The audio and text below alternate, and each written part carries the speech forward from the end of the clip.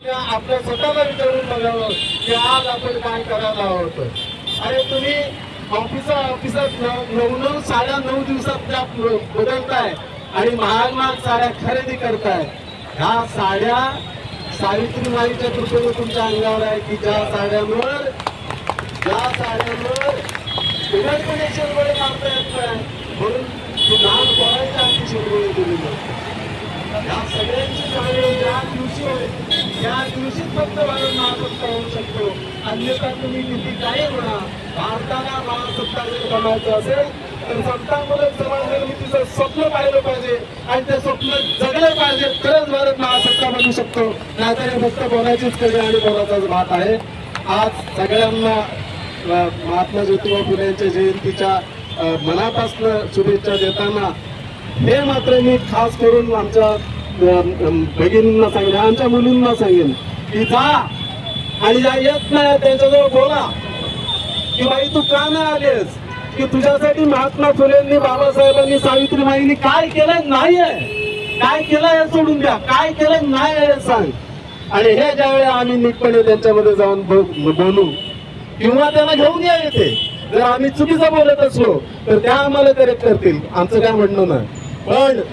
पण या इथे जेवढ्या कोणी आज चांगल्या परिस्थितीतल्या आमच्या महिला आहेत यांचा सोर्स ऑफ इन्स्पिरेशन फक्त आमचे महापुरुष आहेत आणि म्हणून त्यांनी इथे नतमस्तक व्हायला पाहिजे. जिला आज येता आलेलं नाही, आमचा स्टेज इथेच असणार आहे. उद्या ये, रात्री ये, परवा ये, 14 एप्रिल पर्यंत ये, त्याच्यानंतरच्या कुठच्याही जयंतीत ये. आम्ही एकाची जयंती साजरी करत नाही, आम्ही सगळ्या महापुरुषांची जयंती साजरी करतो आणि हे बाय डिफॉल्ट करतो. हे आमच्या रक्तात आहे, आम्ही शेवटपर्यंत करत राहू एवढंच बोलतो आणि इथं आपल्या सगळ्यांची रजा घेतो. जय हिंद. यांना मी विनंती करेन की आपण 2 शब्दात शुभेच्छा व्हायच्या आहे, आपलं मनोगत व्यक्त करायचं आहे. वंदनाताई सकपाळ. संदेश देणारे तथागत भगवान गौतम बुद्ध व भारतीय घटनेचे शिल्पकार डॉक्टर बाबासाहेब आंबेडकर, सर्व महामानवांना पंचांग प्रणाम. आज महात्मा ज्योतिराव फुले यांची 11 एप्रिल जयंती निमित्त हार्दिक शुभेच्छा. पुन्हा मला या ठिकाणी आयोजकांनी संधी दिली, मी प्रथमतः त्यांचा आभार मानतो. आज आपण बहुजनांच्या, मागासवर्गीयांच्या, स्त्रियांच्या आणि ज्या काळी माणसाची सावली देखील दुसऱ्या माणसाला चालत नव्हती अशा अस्पृश्यतेच्या कालखंडामध्ये माणूस म्हणून जगण्याचं, माणूस म्हणून राहण्याचं, वागण्याचं हे महान कार्य ज्यांच्या माध्यमातून या महाराष्ट्रात तसेच भारत देशात प्रथमतः झालं असे क्रांतीसूर्य महात्मा ज्योतिराव फुले यांच्या जयंती निमित्त मी या ठिकाणी सर्वांना शुभेच्छा देतो. धन्यवाद आलाट साहेब. यानंतर आपल्या भगिनी दीक्षा तायडे यांना मी विनंती करेन की आपण 2 मिनिटात आपलं मौलाचं मार्गदर्शन आणि शुभेच्छा द्यायच्या. सर्वांना जय भीम. जय भीम. संपूर्ण विश्वाला शांतीचा संदेश देणारे महाकाली तथागत गौतम बुद्ध, डॉक्टर बाबासाहेब आंबेडकर, महात्मा ज्योतिराव फुले, सावित्रीबाई फुले, माता भीमाई, माता रमाई यांच्या विचारांना त्रिवार अभिवादन. आज आपण इथे महात्मा ज्योतिराव फुले यांची जयंती साजरी करण्यासाठी जमलो आहोत. महात्मा फुले हे केवळ एक नाव नाही तर एक विचार आहे. समानतेचा, शिक्षणाचा आणि सामाजिक जागृतीचा विचार. 1857 साली जन्मलेले ज्योतिराव फुले हे अशा काळात जन्मले जेव्हा समाज अंधश्रद्धा, जातीभेद आणि अज्ञानात बुडालेला होता. त्या काळात त्यांनी एक दिवा पेटवला शिक्षणाचा आणि तो दिवा अजूनही आपल्या आयुष्याला प्रकाश देत आहे. महात्मा ज्योतिराव फुलेंनी सावित्रीबाईंना घडविले आणि सावित्रीबाई फुलेंमुळेच मी आता इथे बोलत आहे. आपल्या आदर्शांना वंदन करून आज या ठिकाणी या आंबेडकर चौकामध्ये क्रांतीसूर्य महात्मा ज्योतिबा फुले यांची 198वी जयंती आपण संपन्न करत असताना या कार्यक्रमाला उपस्थित असलेले वंचित बहुजन आघाडीचे अध्यक्ष आदरणीय महेंद्रजी आसुडेकर, त्याचप्रमाणे दीपक जाधव, त्याचप्रमाणे खरात, त्याचप्रमाणे इथं जमणारी सगळे युवा मंडळी, महिला वर्ग, आमचे मित्र अशोक जगताप, या सर्वांना सविनय जय भीम करू. खरोखरच आज काळाची गरज आहे की लोकांना अजून सुद्धा माहित नाही की महात्मा फुले कोण होते आणि काय त्यांचं कार्य काय. बघा 12 तासात उलटून गेले की जी काल गर्दी होती ती आज गर्दी नाही. आणि सांगण्यात फार मोठी शोकांतिका वाटते की आम्ही आज महात्मा, काल आमच्या खरं साहेबांनी सांगितलं होतं की आम्हाला महात्मा फुलेंची सुद्धा जयंती तेवढेच जोरात करायचे, पण आज उपस्थिती किती आहे. म्हणजे लोकांच्या त्या मनावरती हिंमत नाही की काय आमचे युवक काय कार्य करतायत, काय त्याचा परिणाम आहे. आणि म्हणून खूप म्हणजे या गोष्टीचं दुःख वाटतंय की अजून युवापर्यंत ही चळवळ पोहोचली नाही आहे आपली, तर आपण कुठेतरी कमी पडतोय, मला हे म्हणायचं आहे. आणि आपण ही जयंती जी करताय ती खूप चांगली आहे. सर्वांनीच आपण महात्मा फुले, डॉक्टर बाबासाहेब आंबेडकर, छत्रपती शाहू महाराज, छत्रपती शिवाजी महाराज या महापुरुषांच्या जयंती आपण करतच असतो, पण आपण त्यांच्या विचाराची सुद्धा जयंती केली पाहिजे. मी अधिक न बोलता मी ज्या संघटनेमध्ये काम करतोय त्या सर्व संघटनेच्या वतीने आणि भारतीय बौद्ध महासभा विभाग क्रमांक 13 कामोठेचा अध्यक्ष याच्या वतीने मी या जयंती निमित्त आपल्या सर्वांना हार्दिक हार्दिक शुभेच्छा देतो. इथे थांबतो. जय भीम, नमो बुद्धाय, जय हिंद. धम्म आणि आपला बाप डॉक्टर बाबासाहेब आंबेडकर यांनी जगामध्ये जे काही धर्म आहेत त्या सर्व धर्मांचा अभ्यास केल्यानंतर बुद्धाचा धर्म आपल्याला दिला.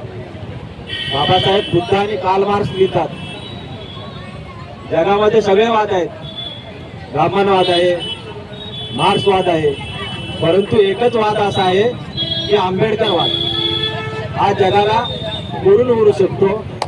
आणि आंबेडकरवादावरती जो चालेल, बाबासाहेबांच्या जो विचारांवरती चालेल, त्याची प्रगती झाल्याशिवाय राहणार नाही. बाबासाहेब खूप अभ्यास केल्यानंतर आपल्याला बुद्धाचा धम्म देतात. बाबासाहेबांना मोठमोठा ऑफर असताना बाबासाहेब बुद्धांचा धम्माचा अभ्यास करतात आणि आपल्याला बुद्धाच्या जोडीत टाकतात. म्हणून मला या ठिकाणी 2 ओळीत असं माझं मत मांडावं असं वाटतं की वर्षानुवर्ष खितपत पडलेल्या दगडाच्या देवाकडे काय मागतात, वर्षानुवर्ष खितपत पडलेल्या दगडाच्या देवाकडे काय मागताय कपाट. अरे जर त्याला काही देतात आलं असतं तर पक्षाच्या विष्ठेने आणि कुत्र्याच्या मूत्राने स्नान करण्याचं दुर्भाग्य त्याच्या नशिबी आलं नाही. म्हणून जर घ्यायच्या असतील तर डॉक्टर बाबासाहेब आंबेडकरांचे विचार घ्या, जेणेकरून तुमचे आचार आणि विचार श्रेष्ठ होतील. यानंतर आपल्या तरुणांचा धगधगता अंगार जो आंबेडकरी मोहिमेचा चेहरा आहे, आमचा मित्र, ज्याच्या बरोबर गेली 10 वर्ष कॉलेजपासून आम्ही मुवमेंट करत आहोत, असा आमचा बंधू, तरुण आणि तडफदार कार्यकर्ता त्यानंतर अतुल करात यांना मी विनंती करेन की आपण आपलं मनोगत व्यक्त करायचं आहे, शुभेच्छा द्यायच्या आहेत आणि आपण त्या कार्यक्रमाची सांगता करायची आहे असे आपल्याला विनंती करतो. हॅलो, सर्वांना प्रथम ते 100% ते कळलेले नाहीये की आज महात्मा फुलेंची जयंती ही सर्वात मोठी भारताची शोकांतिका आहे. नॉट ओनली महाराष्ट्र, ही पूर्णपणे भारताची शोकांतिका आहे की ज्या भारतातल्या एका महाराष्ट्रामध्ये महात्मा ज्योतिराव फुलेंचा जन्म होऊन भारतातल्या महाराष्ट्रामध्ये त्या महात्मा ज्योतिराव फुल्यांनी एवढी सर्वात मोठी क्रांती केली, त्या महात्मा ज्योतिराव फुल्यांच्या जयंतीची शोकांतिका आज ही आहे. लय मोठी शोकांतिका आहे, खूप मोठी शोकांतिका. त्यामुळे सर्वात मोठी घोषणा झाली पाहिजे. कमीत कमी इकडच्यांना जरी कळली आणि तिकडच्यांना जरी कळली ना, आतमध्ये बसणाऱ्यांना ती पण लय मोठी गोष्ट झाली.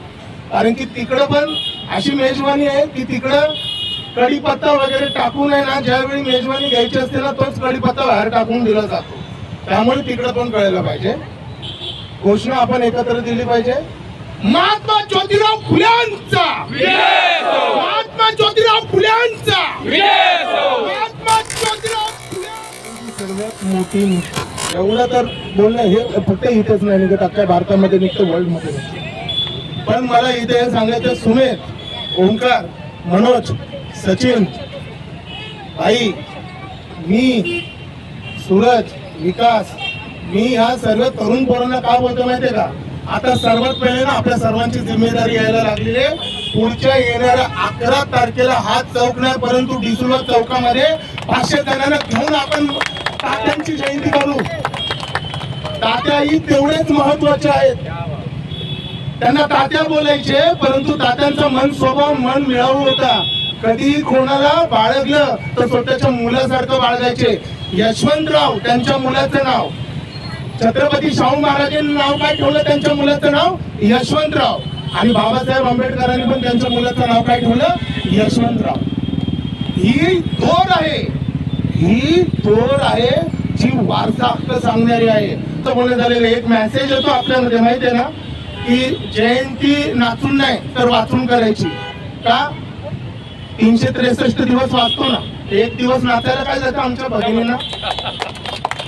महात्मा ज्योतिराव फुल्यांचा महात्मा ज्योतिराव फुल्यांचा महात्मा ज्योतिराव फुल्यांचा सावित्रीबाई फुल्यांचा सावित्रीबाई फुल्यांचा सावित्रीबाई फुल्यांचा.